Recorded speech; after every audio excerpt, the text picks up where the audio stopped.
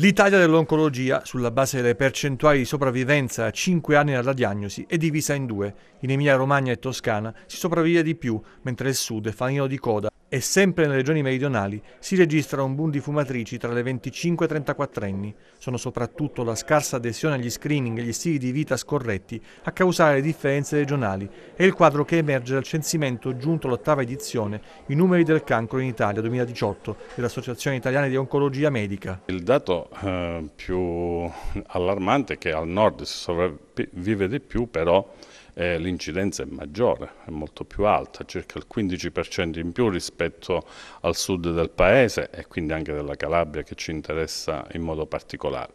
Le cause sono molteplici, soprattutto la mancanza di adesione alle campagne di screening, quelle organizzate appunto dalla regione, dalle ASP.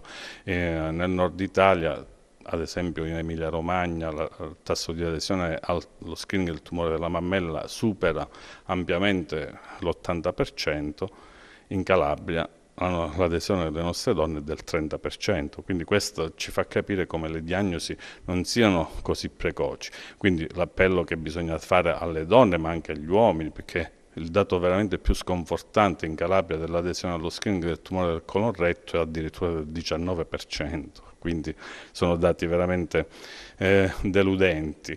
Altra motivazione è il fatto che sicuramente però il Sud paga un gap anche di strutturali, perché i centri oncologici più importanti sono al nord Italia, da Roma in su, e quindi anche questo discorso delle strutture deve essere potenziato e la Calabria non deve perdere appunto l'occasione di cercare di adeguarsi ai centri migliori che ci sono in tutto il nostro paese.